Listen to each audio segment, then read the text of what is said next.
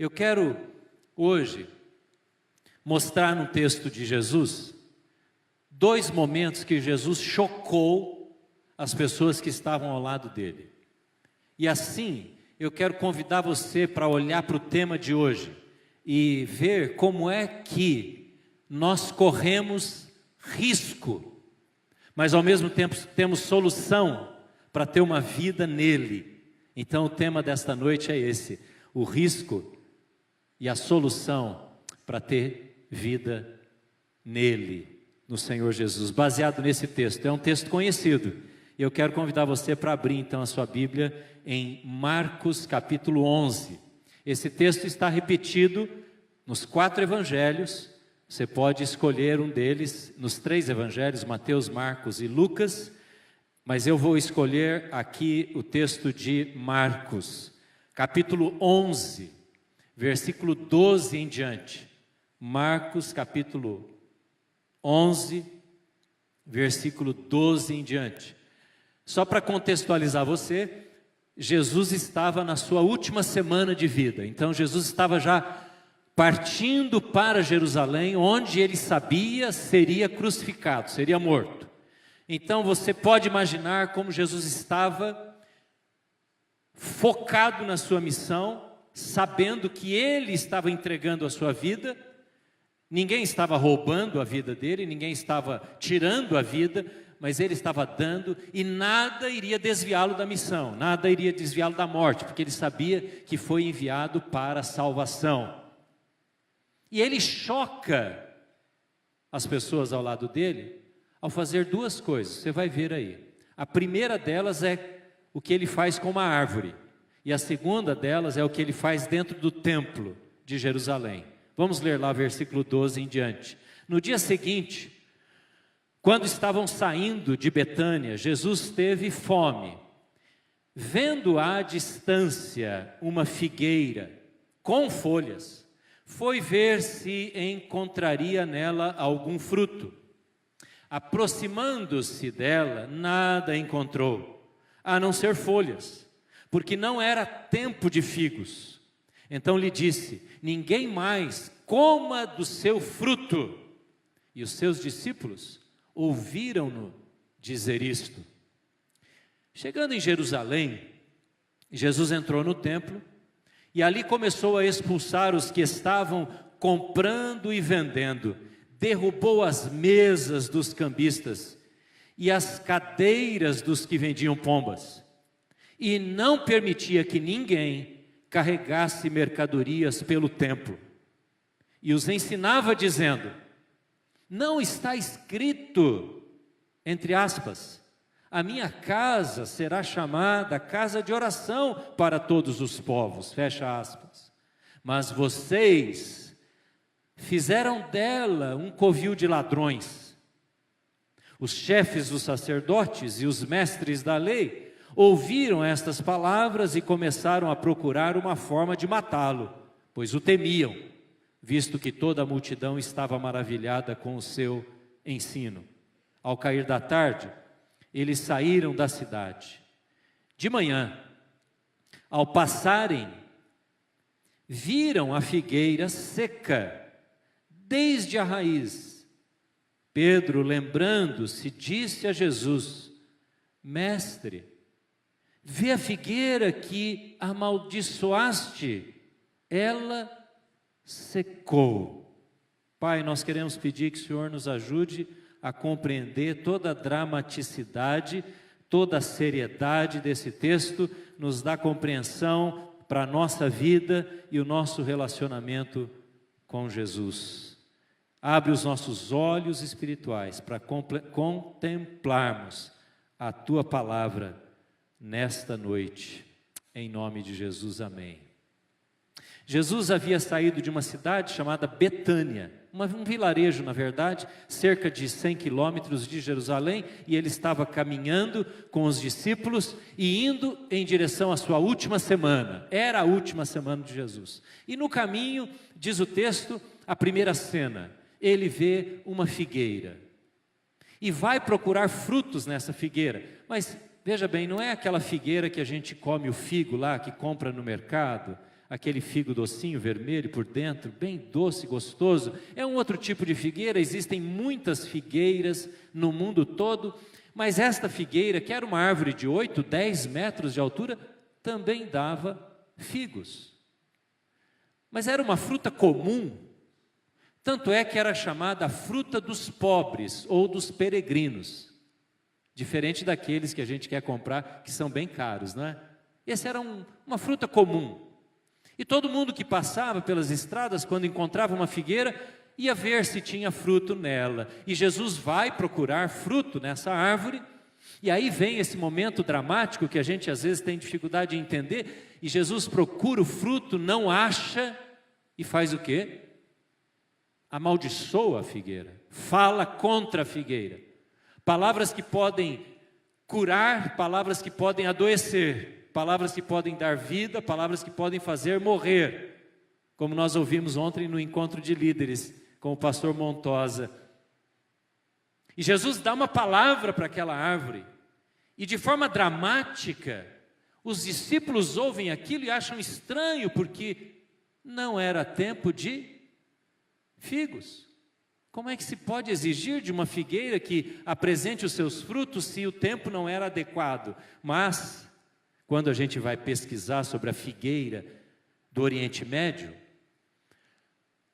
os textos falam o seguinte, que a figueira dava frutos precoces, não só no tempo do fruto, mas às vezes 2, 3 meses antes já existiam frutos que vinham temporão. E ela também, diferente das outras árvores, por isso que ela era chamada árvore para os pobres comerem, ela também dava frutos meses após aquela florada e aquele enchimento de frutos. Meses depois, ela continuava frutificando, mesmo quando as folhas já estavam caindo. Então ela produzia antes, produzia durante e produzia depois. Por isso Jesus vai procurar. A história diz, os pesquisadores dizem que Jesus estava aqui talvez no mês de março ou abril. E ele então tinha todo o direito, como qualquer peregrino, de ir olhar figos na figueira. E ele dá esta palavra: nunca mais nasça fruto de ti. A impressão que eu tenho é que muita gente, quando ouve essa declaração de Jesus, pensa que Jesus é contra a natureza. Aliás, tem muita gente que pode pensar que o cristianismo não se importa com a natureza. Mas você tem que lembrar que Deus é o Criador e nele, diz a Bíblia, todas as coisas foram criadas. Quer dizer, Jesus é o Criador, Ele está lá no paraíso, lá no jardim, criando as coisas. Como é que Ele pode ser contra a natureza? Jesus está aqui, amados irmãos, ensinando uma coisa muito mais séria do que procurar fruto numa árvore. Jesus está profetizando, Jesus está exemplificando, ilustrando aquilo que estaria acontecendo, que aconteceria no dia seguinte. Porque quando ele chega em Jerusalém, depois desse período de caminhada com os discípulos, o primeiro lugar que Jesus vai, ele tem prioridade na vida, ele tem muita coisa para fazer, mas ele entra em Jerusalém e ele vai para onde? Você pode responder? Para onde Jesus vai? Para o templo. Jesus vai ver como é que está a adoração, o culto, a liturgia, os sacrifícios que haviam sido apresentados para o povo lá com Moisés, lá no livro de Levítico, lá no comecinho da Bíblia. Povo craque, povo sabido, povo conhecedor. Os judeus eram experts, conhecedores da lei mosaica, do Pentateuco. Então Jesus vai para Jerusalém. Mas o que ele encontra em Jerusalém é uma figueira, e aqui está a lição espiritual da figueira, sem nenhum fruto. Ele chega no templo, o que ele encontra? A segunda cena. Ele encontra aquele comércio, aquela bagunça. Talvez para os judeus, para os sacerdotes, para os líderes religiosos que estavam ali todo dia fazendo aqueles sacrifícios, era uma maravilha. Irmãos, a gente fica feliz, alegre, e é tão bom quando a gente vê pessoas procurando o Senhor, procurando o Senhor. Agora há pouco à tarde eu vi um post de um amigo que é pastor e capelão numa prisão, em algumas prisões dos Estados Unidos. Ele é um pastor brasileiro que está lá há muitos anos. E ele tem uma foto no post dele, onde o presidiário está de costas, a gente não vê o rosto, e ele está de frente. E alguém tirou a foto e ele postou dizendo: como é bom poder orar por alguém que está buscando a Deus. Como é bom ter pessoas se convertendo. Essa semana eu ouvi a conversão de uma pessoa aqui na nossa igreja. Como é extraordinário ver o poder do Espírito. Eu me lembrei da minha conversão aos 14 anos. E o mesmo jeito, às vezes diferente de fazer, mas o mesmo poder, a mesma ação do Espírito naquela pessoa que está quebrantada, buscando a Deus, querendo ouvir Deus falar, Deus curar, Deus trabalhar na vida dela, Deus mudar o casamento, Deus agir na vida dos filhos. Como é bom ver gente assim. Mas os judeus, que eram tão acostumados com as orações, com as leis, com as normas, estavam fazendo tudo aquilo como uma grande festa, como uma grande algazarra, sem entender, sem pensar no significado do sacrifício. O que Jesus faz? Jesus, quando vê aquele comércio no templo e percebe o desvio da religiosidade, da espiritualidade, Jesus percebe que os judeus que estão ali não estão entendendo quem era Deus e para que os sacrifícios serviam. E ele vai, então, começa a derrubar, e a gente sabe o que ele fez, nós conhecemos essa história. Ele vai e começa a derrubar as mesas, as cadeiras, expulsar as pessoas. E a autoridade de Jesus é tão forte, que ninguém contesta Jesus. Ele faz aquilo que ele queria fazer, ele assume uma posição de autoridade tamanha, mesmo sendo alguém que estava chegando ali naquela hora, que ele desestrutura o ambiente de culto, chamado, entre aspas, culto, que acontecia no templo. E Jesus não está preocupado com quem é que estava ali, porque ele atinge o sacerdote, ele atinge o fariseu, ele atinge os levitas, ele atinge o rico, ele atinge o pobre. Todo mundo entra na mesma surra, no mesmo tratamento dado por Jesus. Sabe por que a gente sabe isso? Porque o texto diz. O texto diz que no versículo 15, você pode ver aí na sua Bíblia, que Jesus derrubou as mesas dos cambistas e as cadeiras dos que vendiam que tipo de animal? Pombas. Ué, mas o sacrifício não era de cordeiros? Por que pombas? Porque se você vai ler a lei de Moisés, vários animais eram usados para sacrifício. Sabe por quem era usado pombas? Pelos pobres. Aquele que não tinha condições de comprar uma ovelha, uma cabeça de novilha, de gado, que não tinha dinheiro para buscar ali no mercado ou entre os produtores rurais uma cabeça de gado ou de ovelha sem defeito, não tinha dinheiro para isso, porque era um mercado que, por causa da ganância e do desprezo ao culto, estava inflado. Estas cabeças de ovelha e de gado, que eram puras, sem mancha, que não tinha pelagem diferente, manchada, tinha um preço exorbitante. Então o pobre, o que ele fazia? Aquele que não tinha condições de atender os sacrifícios, a lei de Moisés, para que possibilitasse acesso de todos, cria então o sacrifício. Deus dá o sacrifício da pomba, que pode ser capturada ali na cidade, não é? Como na nossa praça, nas nossas praças.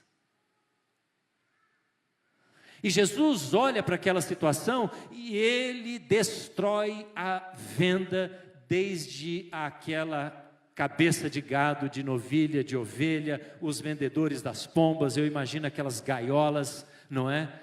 Aqueles viveiros de pássaros voando para tudo quanto é lado, abrindo aquelas portas, libertando aqueles animais. E ele diz: vocês transformaram a minha casa num covil de bandido, de ladrão.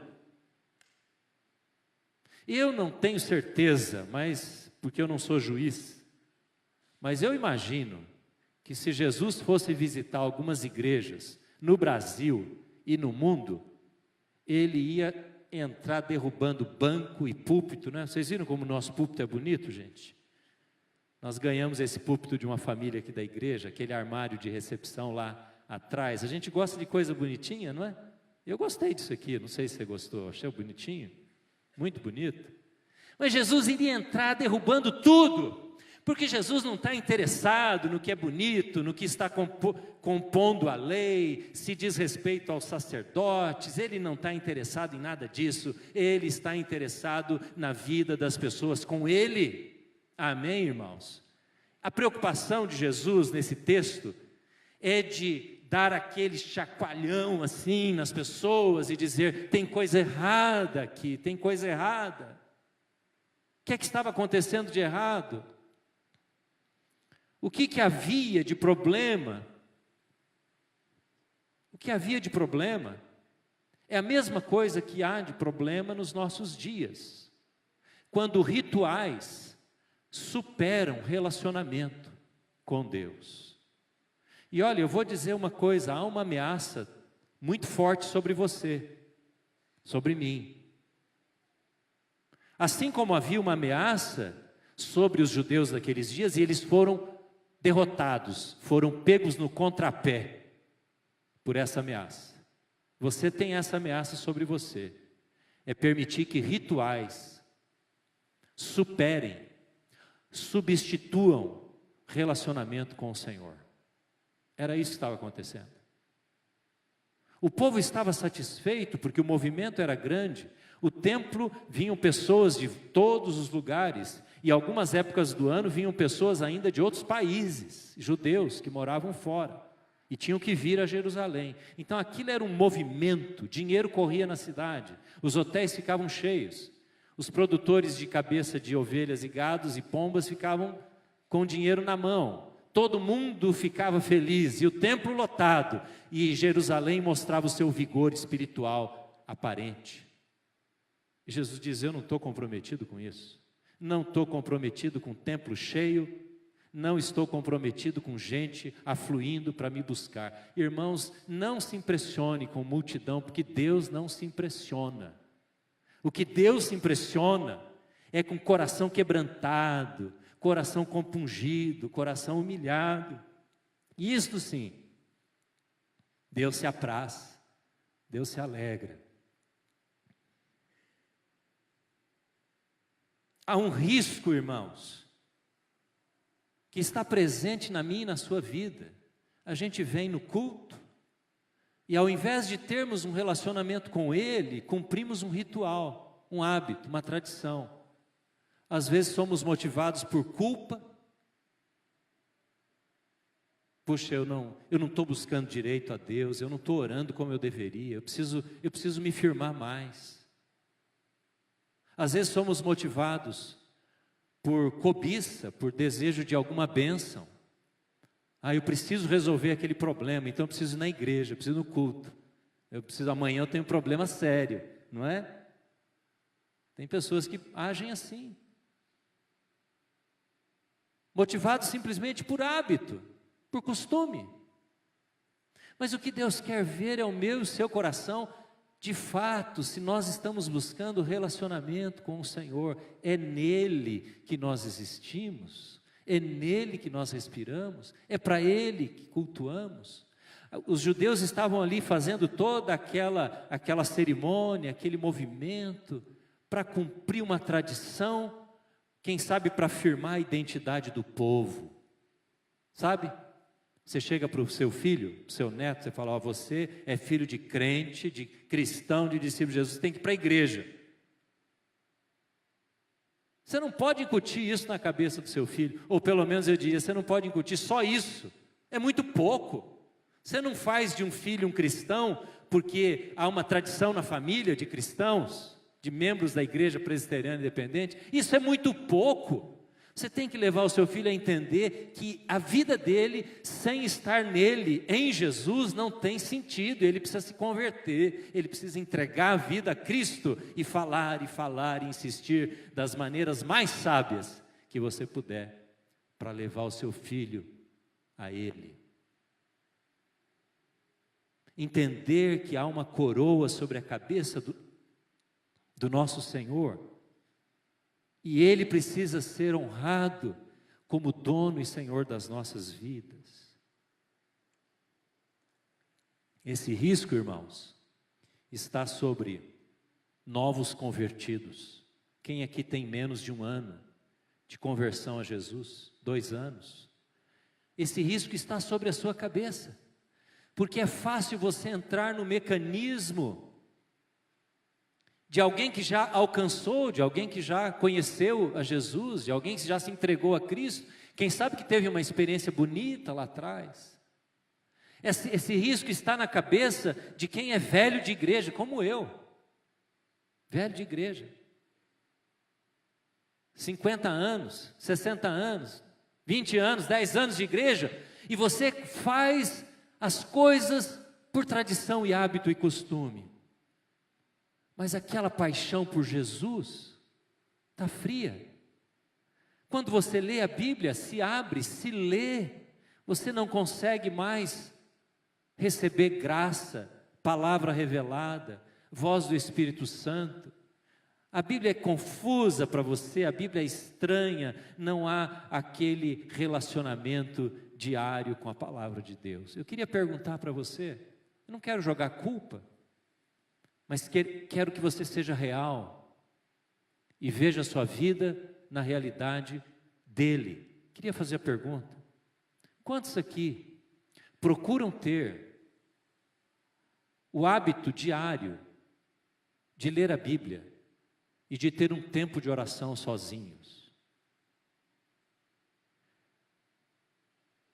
Essa pergunta foi feita num congresso de pastores, e para tristeza da pessoa que estava pesquisando, uma porcentagem muito abaixo de 50% diz: eu tenho o hábito de ler a Bíblia todo dia. É interessante que quanto mais crescem as versões da Bíblia, menos se lê a Bíblia. Quanto mais cresce, sabe aqueles livros de devocional diária? Eu uso esse livro, eu não sou contra, eu acho muito bom. Eu e a Jane lemos todo dia. Estamos lendo agora um livro que nos foi dado pela irmã Isis, de Charles Spurgeon. Cada dia uma mensagem baseada num texto, uma página, 7 minutos, leitura bíblica e oração. Eu queria perguntar para você, quantos aqui têm hábito e desejam fazer isso e lutam para fazer isso? Talvez você não consiga todo dia, mas este desejo de não apenas ser um ritual, o relacionamento com Deus, mas ser uma vida, não ser só no templo, no culto, como era para os judeus, mas ser dia a dia. Esse risco está sobre a cabeça de todos nós, sobre a cabeça de todos nós. Diga: Senhor, você pode falar isso comigo? Diga assim: Senhor, me ajuda a ver que esse risco está sobre a minha cabeça. Alerta, irmão. Você faz parte desses que vivem no templo, como aqueles judeus, que podem se habituar com essas coisas. E eu quero convidar você para olhar para fora do templo, nesta noite, e dizer que a sua vida nele, a nossa vida nele, tem que sair para fora tem que ir para fora destas paredes. E esse desejo, dizer: Senhor, põe esta fome, põe esta sede na minha vida, muito mais do que ir a um culto, lugar de culto. Eu quero ser o templo, eu sou o templo do Teu Espírito Santo. Você é o templo do Espírito Santo. É em você que o sacrifício já foi feito na sua vida pelo Senhor Jesus. Amém? Quantos absurdos em nome de Deus. Hoje cedo o pastor Manga estava nos lembrando daquele absurdo de um homem que se chamava João de Deus. Mas a gente vê outros casos acontecendo, de abusos sexuais, pedofilia, no meio da igreja, no meio do cristianismo. E os líderes religiosos tendo que pedir perdão pelos absurdos praticados pelos líderes, não é isso mesmo? No meio da igreja evangélica, absurdos de abusos espirituais. Eu me lembro aqui em Prudente, e eu conto isso com tristeza, para dizer, irmãos, alerta. E quando eu falo uma história triste assim, eu digo, Senhor, tem misericórdia de todos nós. Eu me lembro um dia que eu ouvi um pastor falar aqui em Prudente, há muitos anos, mais de 20 anos. Ele falou, pastor Evandro, sabe como é que eu faço na minha igreja? Desse jeito, um jeito irônico, horroroso de se dirigir às ovelhas. Sabe como é que eu faço? Quando tem alguém falando mal de mim ou ameaçando me criticar, eu vou lá e digo para ela, se você falar mal de mim, eu vou orar para Deus te matar. Eu disse, você devia fechar sua boca, irmão, e abandonar o ministério. Eu falei isso para ele, abandone o pastorado, isso não é coração de pastor. Sabe por quê? Porque o risco está sobre a nossa cabeça, a minha e a sua, todo o tempo. Você não vai falar isso? É lógico que nós não vamos falar isso, mas nós vamos perdendo o nosso relacionamento com o Senhor. Se o templo, se o que acontece aqui, irmãos, aqui no louvor, na pregação, na oração, se o que acontece aqui é o ápice da sua vida semanal com o Senhor, é hora de arrependimento. É hora de dizer, Senhor, me põe na tua UTI, porque eu estou doente.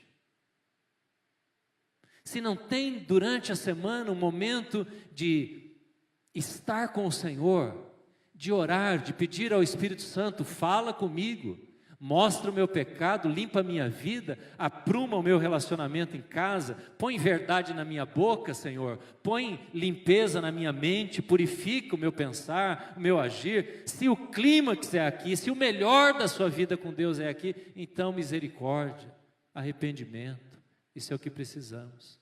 Era isso que Jesus queria que acontecesse na vida daqueles homens e daquelas mulheres. O que Jesus solucionou? O que Jesus trouxe de solução para essa situação? Jesus mostra esse perigo, esse risco, mas ele aponta a solução. Sabe como é que ele diz que o templo devia ser chamado? Aqui no versículo 17, Jesus fala para eles, que Jesus não vai lá só para bagunçar o coreto, só para destruir as mesas. Jesus vai para corrigir o caminho. Jesus não quer pôr peso na cabeça das pessoas, irmãos. O evangelho não é trazido ao coração de ninguém por peso. Misericórdia, já tem peso demais. Jesus liberta, Jesus aponta direção, não é? Então, ele faz aquela destruição total ali para depois dizer o que ele queria, qual era a solução. E ele diz, a minha casa será chamada o quê? Casa de oração para todos os povos. Qual a solução que Jesus aponta? Relacionamento com oração. Você quer sair do ritualismo? Jesus está dizendo, dobra o joelho, me busque. Vocês me buscarão e me acharão se me buscarem de todo o coração. É o que Jesus está dizendo. E eles sabiam isso. Jesus está dizendo coisa antiga, coisa velha, coisa muito anterior a ele. Vida de oração, jejum, busca de Deus. Esta é a minha casa de oração. Jesus está dizendo, eu quero relacionamento, eu não quero rito. Eu não quero ritual, sacrifício, eu quero vida junto nele. É isso que Jesus está chamando o povo para viver. Interessante que essa frase, a minha casa será chamada casa de oração, sabe quem disse isso? Não foi Jesus. Jesus copiou de dois profetas, Jeremias, 500 anos antes de Cristo, Isaías, 700 anos antes de Cristo, mais ou menos, em número redondo. Jesus está pegando uma verdade antiga. Porque Deus já havia dito lá nos antepassados que o templo de Jerusalém era para ser uma casa de oração para todos os povos, não é só para quem era judeu. Interessante, não é? Jesus pega uma coisa velha, uma verdade antiga.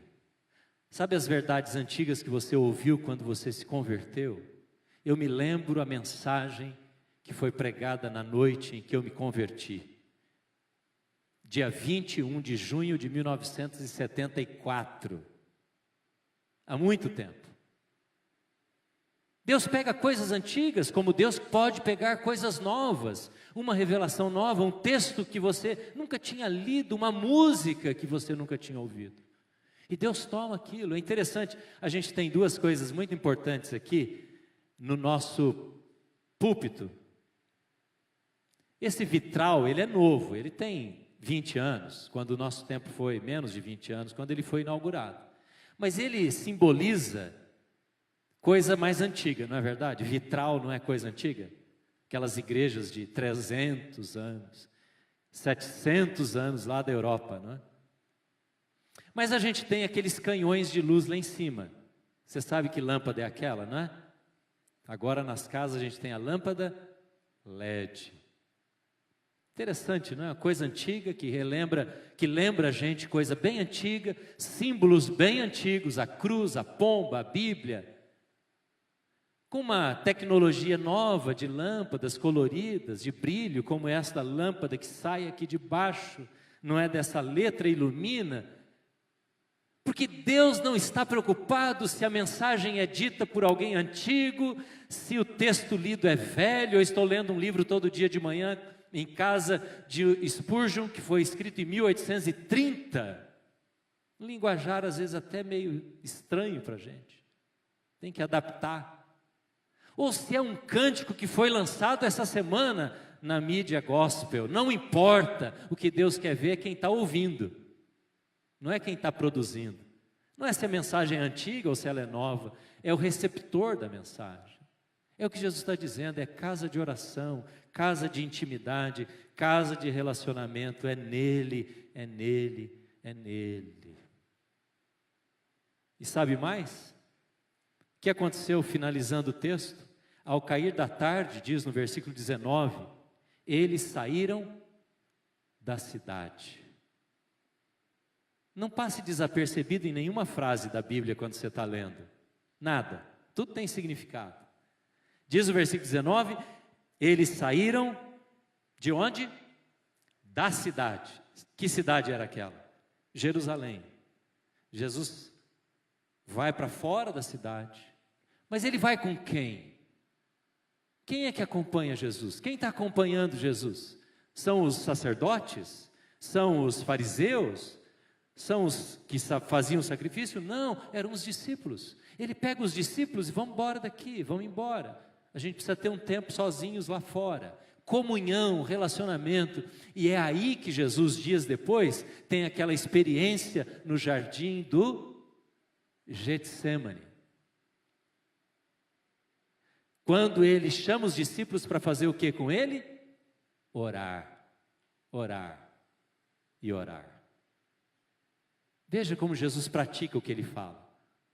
Ele diz, a minha casa é de oração, mas não é esse prédio aqui, é a vida que é de oração. Então ele se retira, sai do templo para orar. E tem o seu tempo devocional com os seus discípulos. E concluindo, o que acontece de manhã? No outro dia, ele passa a noite orando.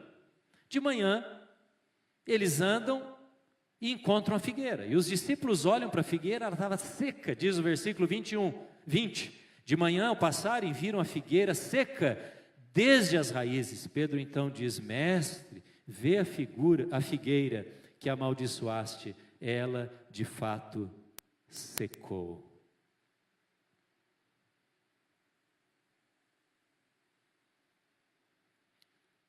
Nós corremos o risco de secar como a figueira, de não produzir fruto. O que tinha naquela figueira era a mesma coisa que Adão e Eva puseram sobre a nudez.